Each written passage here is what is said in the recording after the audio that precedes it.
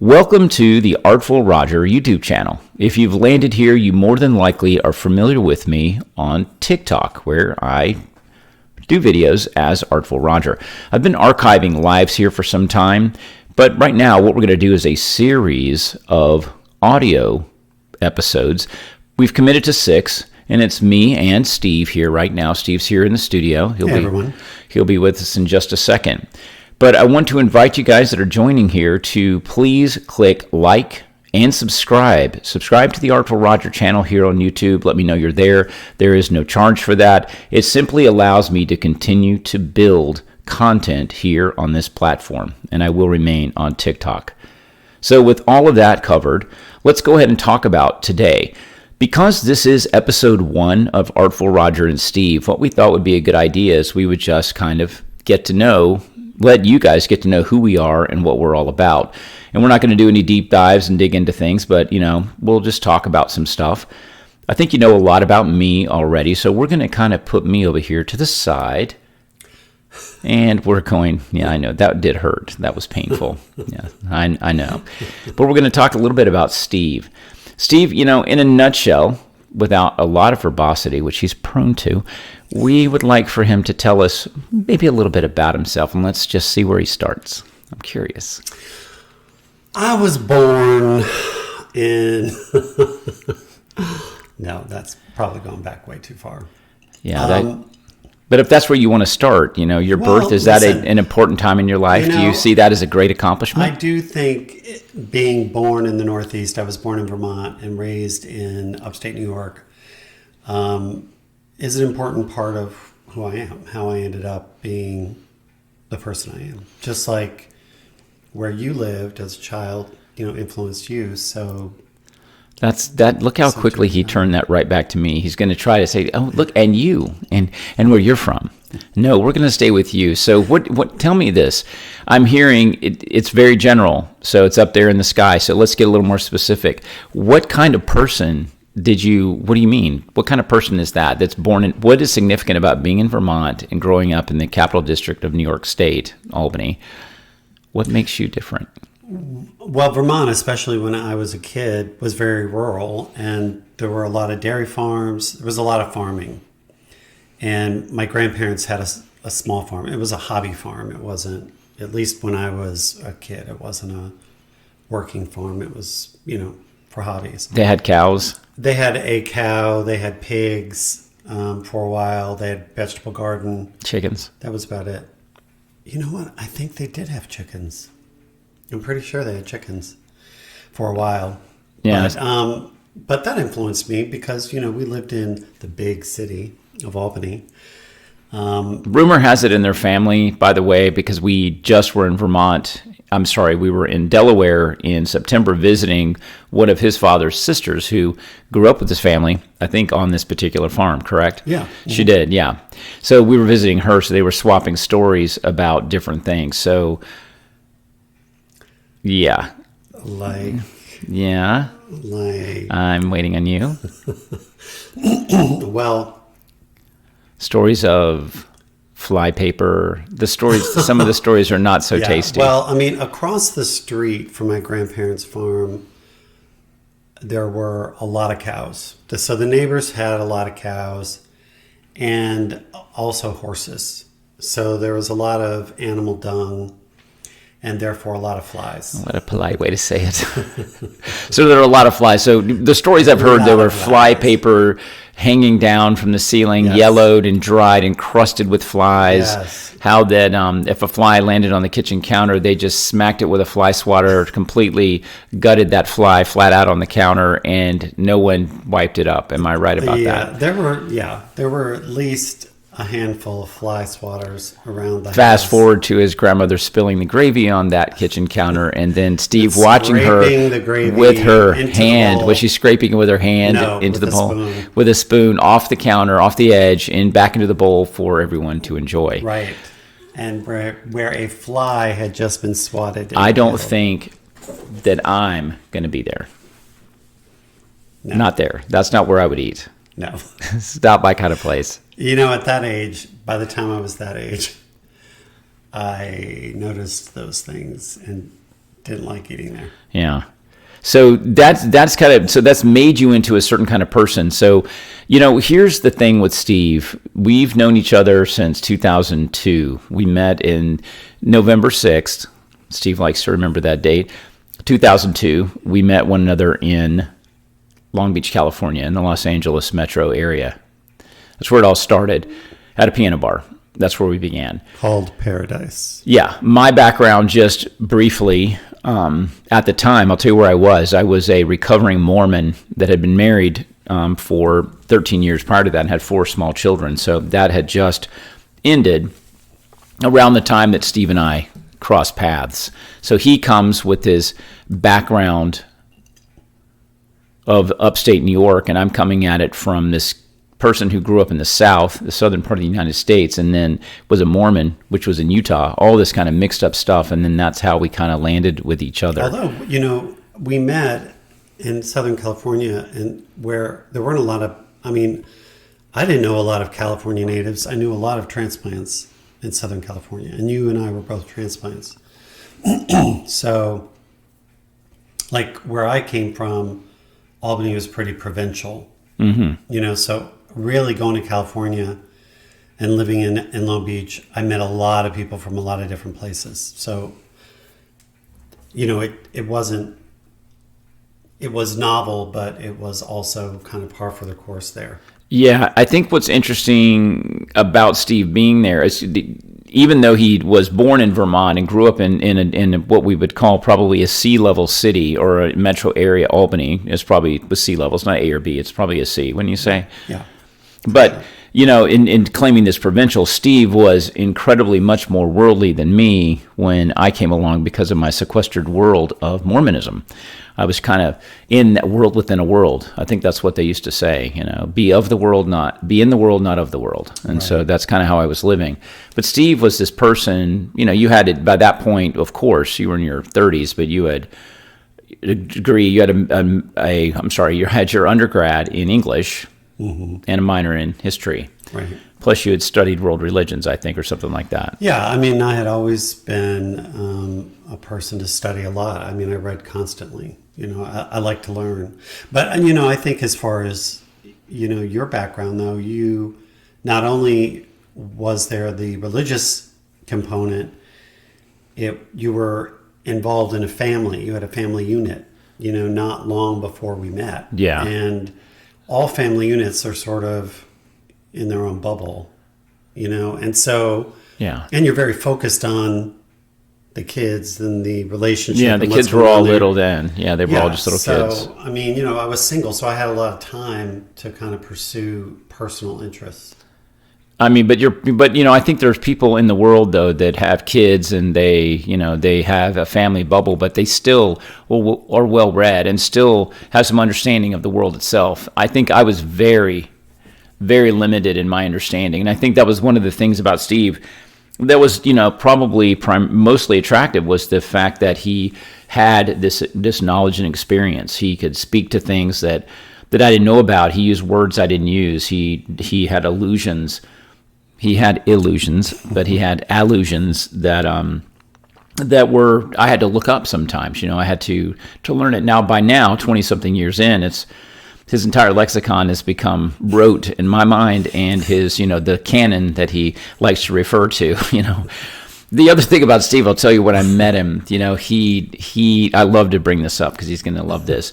He just let me know almost immediately, now I like to say it that way, immediately, that he was a trained stage actor, that he had performed at the Capitol District at the Egg. If you're familiar with that, go Google it, go to Capitol District, the Egg, and you'll see that it's this egg-shaped, pretty cool-looking architectural building from the 60s. It's awesome. But you did perform there a couple of times, and that's another thing he brought. Because he had done these plays, he had been a stage manager, he just had a sense about you. He was HOA president of his moldering building there in Long Beach as well. Right. Yeah. But yeah, you did bring that. So do you consider yourself still, do you like to wax dramatic from time to time? For me, the theater thing was to get me. I was really crippled by my shyness. and very insecure. And when I started college, I was really struggling because it was hard to just be out there.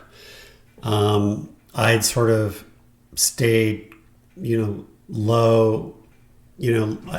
I flew below the radar in high school, socially. By choice. I was a great student. Yeah. I was a very good student, but I really did not interact with people.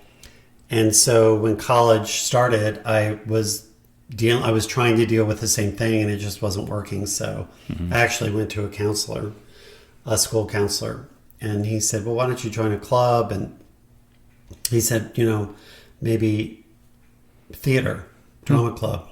And I did. And it was actually a really great way to come out of my shell. Yeah.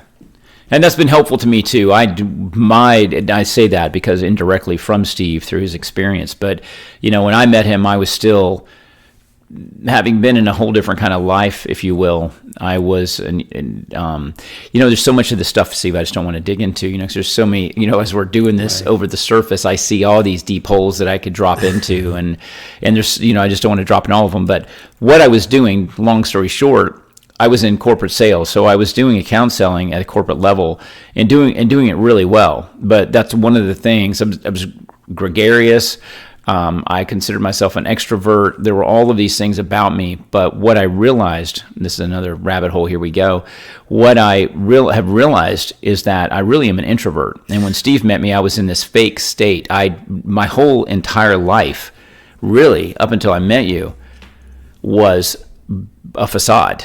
Or as a facade, as someone once said to us. Yes. The thing about I'm tired of the facade. I remember, I don't know if it was 2005, 2006, when I first realized, and I think we had a conversation about it. Yeah, this is some 5 years after we had met. Yeah. We've been together. Oh my God, you're an introvert. You're not an extrovert. And I mean, it's fine because I'm an introvert for the most part, I'm certainly not gregarious, but we're both kind of introverts. I think we're both on the introverted side because we have limits, social limits. But it was a surprise. Boundaries.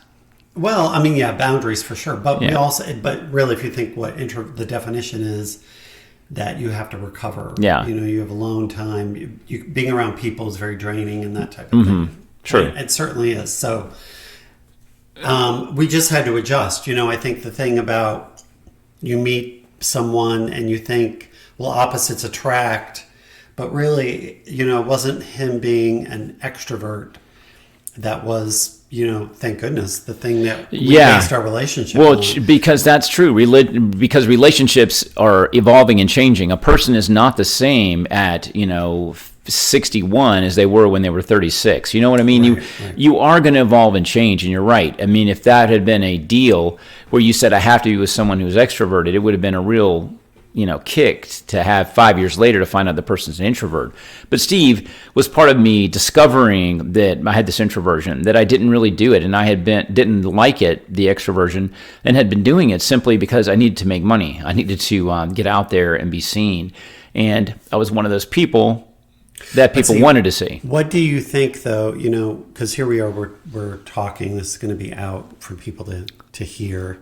It takes a certain amount of extroversion to do this, plus your TikToks. Right. So we're not full hardcore introverts. Yeah, right. That's what I would say. I think we're cyclical introverts. I think we have our times. We are in, right now, we call it the hermitage. We're in it. We've been in it for, a year and 3 months or something. It started August of 24. We're hermits right now. We are closed for business and outside there. We're not going to restaurants right now. We're not socially interacting that much, very, very limitedly with family and with ultra close friends, but no parties and no get-togethers, anything like that right now. We both feel super comfortable with it.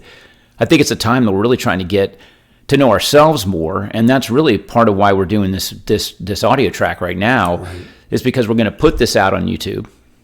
And we're going to just see what happens to it and begin to slowly evolve, because this is episode 1 of you and me just jibber jabbering. But we have, as I mentioned, we have a lot of deep pockets of information and things to explore and questions to ask each other. Right. And I think questions that we could be asked from others too. Ask what? Asked from others. Other people can ask us questions. Oh, ask from others. I don't know why I was hearing mothers. Yeah. I was hearing mothers. I'm like, what do mothers have to do with this? Help me understand. Our mothers have both passed. Yes, I think we've covered that plenty of times on TikTok. But, I want to go back for a second because I thought, now you thought that, I was super interesting. I thought you were super interesting because you had lived in, several different places. I thought the fact that you'd been a Mormon was very interesting. I thought the kids and the marriage, I thought all of it was interesting. When I meet people, I love their stories. I like human stories. I like people's stories about their lives. I'm interested. I think people's lives are interesting, even if they don't do anything what we call extraordinary. I think just the everydayness of people. The everyday life that people have, I find very interesting. Yeah, I think we probably share that as well. Because that's, Steve has this history minor, and he brought with him a curiosity of things historic. And I like to visit old things myself. I don't know that I would have ever called myself a history buff, and I would never, ever say that to anyone. Would never come out of my mouth. But he certainly does. So we, over the years, have visited historic sites in different places, and it's been interesting to see hear his perspective, to see how he approaches these things, because it's enabled me to stop talking, just to be quiet and to be present in a space. We did this, I think, a couple of years ago. We went to Star Fort in South Carolina, right? And we were the only ones there at some point. It's in 96, South Carolina. A stifling afternoon in August. It was super hot, but we were the only ones there. And I would call it a spiritual experience. I would say that is one of the standout things in my memory, where I felt like we were there together physically in this sense, but it was like everyone who ever was there was there. It felt alive. It's like there was a crowd, didn't it? Yeah. There was an energy of crowd there, of people we couldn't see. That we had this experience, and we've had this happen a couple of times. Yeah, over the years. We had it happen in Fort Lancaster. Yeah, in Texas, out on I-10, we stopped. Yeah, and we were alone there at sunset and had a similar experience. And we don't talk about it at the time. We don't mention it. We have this experience, and it's like 2 or 3 days later we're talking about it, and it's like, did you? And yeah, I did too. And it's, they're super special, and I don't know what they're connected to, but that's something that you brought that I did not have before, something new. And I think that's maybe this chemistry thing that we have together energetically, that makes it work. Well, I would say you have, you definitely, and maybe we both do, we have that kind of spiritual connection where we understand there's something bigger than ourselves. That's right. I think we always have had that. It's been a deeper connection with you than it is. It was unlike anything I'd ever experienced as far as a connection with another person. I have this depth of connection and trust with Steve that I don't have with other people. But I hate to interrupt this conversation, but we did tell you it'd be 20 minutes. We're just about to wrap this thing up. But I want to remind you that we are going to be doing this series of audios. We're going to be placing them here on YouTube. If you haven't already, please click like and subscribe. Hit that subscribe button and join the channel. It doesn't cost anything, but it enables us to continue to build content on here, as you've heard many creators say. And this is just the beginning.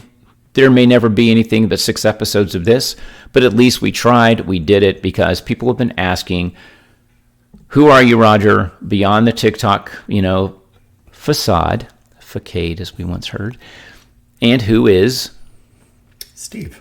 Yeah, that's right. And I think we know a little bit more about you. Guys, we appreciate you joining us, and we will see you guys, we won't be seeing you, and you won't be seeing us, but you'll be listening to us, okay, in the next episode. Thanks for joining. Bye.